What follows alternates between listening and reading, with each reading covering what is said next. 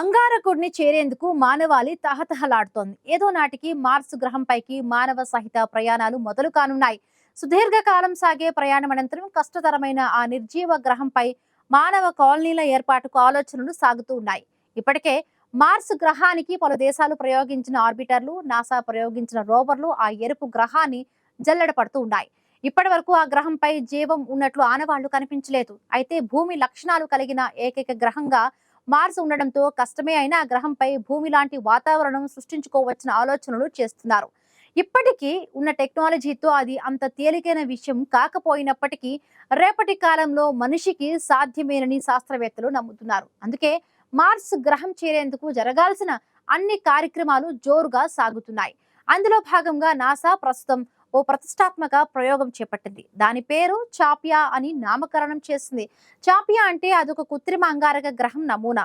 అందులో అచ్చంగా మార్స్ గ్రహంపై ఉండే వాతావరణమే ఉంటుంది.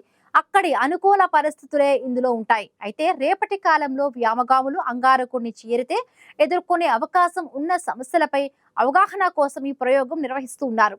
నాసా తలపెట్టిన చాపియా మిషన్ ద్వారా వ్యోమగాముల శరీరంలో కలిగే మార్పులు, సైకలాజికల్ గా తలెత్తే సమస్యలు పరిశీలించనున్నారు. ఇందుకోసం నలుగురు వాలంటీర్లను కూడా ఎంపిక చేస్తారు. వారు ఈ చాపియా మిషన్ లో భాగంగా 378 రోజుల పాటు బాహ్య ప్రపంచంతో సంబంధం లేకుండా మార్స్ స్టిమ్యులేషన్ సెంటర్ లో గడపనున్నారు. డీప్ స్పేస్ మానవ సహిత ప్రయాణాలు ఇప్పటికీ ఇంకా మొదలు కాలేదు. చంద్రుడిపైకి మానవులు ప్రయాణించిన అంగారకుడిని చేరే ప్రయాణాలు అంతకు మించి ఛాలెంజింగ్ గా ఉంటాయి. అందుకే ఈ నలుగురు ఈ ఏడాది అక్టోబర్ 19న ఇందులోకి ప్రవేశించి ఏడాది కాలం అందులో గడిపి ప్రత్యక్షంగా ఎదురయ్యే సమస్యలపై అధ్యయనం చేయనున్నారు. వీరి ఆర్టిఫిషియల్ మార్స్ సెంటర్ జీవితం వచ్చే సంవత్సరం అక్టోబర్ 31న ముగియనుంది. చాపియా మిషన్ కోసం నాసా నిర్మించిన స్టిమ్యుల్ సెంటర్ లో అచ్చం మార్స్ మాదిరిగానే ఉంటుంది. 1700 స్క్వేర్ ఫీట్ వైశాల్యం కలిగిన 3D ప్రింటెడ్ నివాసాన్ని హ్యూస్టన్ లోని జాన్సన్ స్పేస్ సెంటర్ లోపల నిర్మించారు. ఇందులోనే 2026 అక్టోబర్ 31 వరకు 378 రోజుల పాటు ఈ నలుగురు వాలంటీర్లు నివసిస్తారు. ఈ మార్స్ హాబిటాట్ లో క్రూ మెంబర్స్ అనేక సైంటిఫిక్ పరిశోధనలను నిర్వహిస్తారు. మార్స్ వాక్ గురించి పరిశోధనలు చేస్తారు. ఎందుకంటే భూమి మీద నడిచినట్టుగా మార్స్ పై నడవడం అంత తేలికైన విషయం కాదు. అక్కడ గ్రావిటీ భూమి కన్నా చాలా తక్కువగా ఉంటుంది. అడుగులు అనుకున్నట్టుగా పడవు. అందుకే మార్స్ వాక్ తప్పనిసరిగా ఉంటుంది. ఆ మేరకు ఇందులో ఆ ఏర్పాట్లు కూడా చేశారు. ముఖ్యంగా డీప్ స్పేస్ ట్రావెల్ సందర్భంగా మనుషులలో ఆరోగ్యపరంగా సంభవించే మార్పులు, మానసికంగా వచ్చే మార్పులు తెలుసుకుంటారు. రెడ్ ప్లానెట్ పై జీవితం సాఫీగా అయితే ఉండదు. మార్స్ గ్రహం నుంచి భూమికి ఉండే దూరం స్థిరంగా ఇంత అని ఉండదు. కాకపోతే మనం షార్ట్ కట్ అనుకున్న దూరం చాలా ఎక్కువ. అందుకే అక్కడి నుంచి భూమికి ఏదైనా రేడియో సందేశం పంపించాలంటే అది భూమిని చేరేందుకు 22 నిమిషాల సమయం పడుతుంది. తిరిగి ఆ సందేశానికి రిప్లై పంపించాలన్నా అంతే సమయం పడుతుంది. దీన్నే కమ్యూనికేషన్ డిలే అని అంటారు. ఇది అనివార్యంగా ఉంటుంది. కాబట్టి ముందే దాన్ని ప్రిపేర్ అయి ఉండటం అవసరం. సుదూర ప్రయాణాలలో ఏదైనా కావచ్చు. స్పేస్ క్రాఫ్ట్ ను మెటీరియరైట్స్ ఢీకొట్టి డ్యామేజ్ చేయవచ్చు. పరికరాలు సరైన విధంగా పనిచేయకపోవచ్చు. అకస్మాత్తుగా ఏదైనా మాల్ ఫంక్షన్ తలెత్తవచ్చు. వాటిని కూడా ఇందులో కృత్రిమంగా కల్పించి వ్యోమగాములు ఎలా వాటిని ఎదుర్కొంటారనేది పరిశీలిస్తారు. ఒక సంవత్సరం పాటు సాగే మిషన్ ద్వారా నాసాకు అనేక విషయాలపై అపారమైన ప్రాక్టికల్ డేటా అందుబాటులోకి వస్తుంది. ఇది రేపటి కాలంలో జరగబోయే మానవ సహిత ప్రయోగాల్లో పనికి వస్తుంది. నాసా కేవలం మార్స్ గురించి కాకుండా చంద్రుడిపైకి మరొకసారి మనుషులను పంపించే ఆర్టెమిస్ మిషన్ కూడా ప్రారంభించబోతోంది. అందుకే చాపియా మిషన్ కీలకమైనదిగా భావిస్తున్నారు.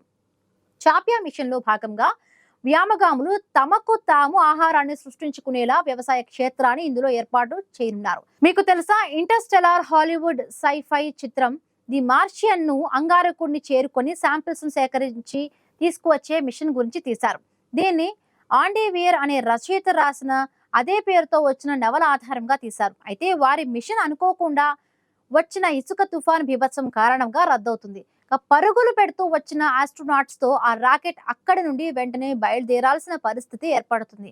అయితే శాంపిళ్ల సేకరణ కోసం కాస్త ఎక్కువ దూరం వెళ్లిన వ్యోమగామి ప్రమాదవశాత్తు గాయపడి అక్కడే ఇసుకలో కూరుకుపోతాడు. దాంతో అతడు చనిపోయి ఉంటాడని భావించిన టీం అక్కడి నుంచి వెళ్లిపోతుంది. కానీ ఇసుకలో కూరుకుపోయిన వ్యోమగామి తెల్లవారిన తరువాత తుఫాను చల్లబడ్డాక బయటకు వస్తాడు.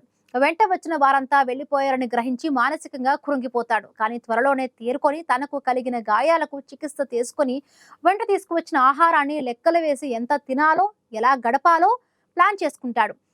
ఎలాంటి కమ్యూనికేషన్ లేకపోయినా కష్టపడి తాను జీవించే ఉన్నట్టు మార్స్ నుంచి భూమికి తెలియజేస్తాడు. తర్వాత తనను కాపాడేందుకు వస్తుందో రాదో తెలియని రెస్క్యూ టీం కోసం నమ్మకంగా ఎదురు చూస్తూ జీవించేందుకు అన్ని ప్రయత్నాలు చేస్తాడు. తనకు ఉన్న లిమిటెడ్ రిసోర్సెస్ ఉపయోగించుకొని ఓ వ్యవసాయ క్షేత్రాన్ని ఏర్పాటు చేసుకొని కూరగాయలు సైతం పండిస్తాడు. వాటిని తినేస్తూ అనేక అవాంతరాలను ఎదుర్కొంటూ అనుకున్న దానికన్నా చాలా ఎక్కువ కాలం జీవిస్తాడు. ఇందులో హీరోగా మ్యాట్ డామిట్ నటించాడు. మరి సినిమాలో హీరో పాత్ర జీవించి ఉండడం ప్రధానం కాబట్టి తనకు చివరకు రెస్క్యూ టీం ఎలాగో రక్షిస్తారు, అది వేరే విషయం. కానీ ఆపత్కాలంలో తనను తాను సురక్షితంగా ఉంచుకోవడం ఎలా అన్న విషయాన్ని దర్శకుడు రిడ్లీ స్కాట్ అద్భుతంగా చూపిస్తాడు. దీని వెనుక తాను చేసిన పరిశోధన బ్రహ్మాండంగా వర్కౌట్ అయింది. ఒక విధంగా తను చేసిన పరిశోధన నాసాకే కాదు, ప్రపంచంలోని అన్ని అంతరిక్ష సంస్థలకు పనికి వస్తుంది. ఆ సినిమాను ఎన్నిసార్లు చూసినా ప్రతిసారి కొత్తగా చూస్తున్నట్టుగానే ఉంటుంది. అందుకే ది మార్షియన్ సినిమాకు అయిన ఖర్చు 108 మిలియన్లు అయితే వరల్డ్ వైడ్ కలెక్షన్ $630 మిలియన్ మార్కును దాటింది. ఇకపోతే నాసా తలపెట్టిన చాపియా మిషన్ లో వ్యామగాములు తన వంతు పరిశోధనలు చేస్తే బయట నుంచి వీరిని గమనిస్తూ అనేక విషయాలను కనుగొనే ప్రయత్నం చేస్తారు శాస్త్రవేత్తలు. ప్రతి ఒక్కరి నుంచి వారి ఆరోగ్యానికి సంబంధించిన డేటాను అనలైజ్ చేస్తారు. వారికి కావలసిన నీరు, ఆహారం, పరికరాలను అందులో ప్రవేశించే తొలి రోజే అందజేస్తారు. ఆ తర్వాత లోపలికి ఎవరు వెళ్లకుండా సీల్ చేస్తారు. ఖచ్చితమైన డేటా కోసం వారు మార్స్ గ్రహం పైన ఉన్నట్టే భావిస్తారు. ఏదైనా ప్రమాదం సంభవించినా వారు పంపించే సమాచారం 22 నిమిషాల ఆలస్యంగానే బయటకు వస్తుంది. వీరు కేవలం డేటాను మాత్రమే లోపలికి పంపించడం చేస్తారు, అంతే తప్ప భౌతికంగా ఏ సరఫరాలు ఉండవు. అయితే ఇప్పుడు నిర్వహిస్తున్న చాపియా మిషన్ ఈ విధమైన ప్రయోగాల్లో రెండవదిగా చెబుతోంది నాసా. ఇదివరకే 2024లో మొదటి మిషన్ పూర్తయింది. ఆ ప్రయోగంలో ప్రాథమిక మార్స్ ప్రయాణపు పరిశోధన పూర్తయింది. చాలా సమాచారం నాసాకు అందింది. దానికి ఎక్స్టెన్షన్ గానే ఇప్పుడు చాపియా మిషన్ అక్టోబర్ నెలలో మొదలు కానుంది.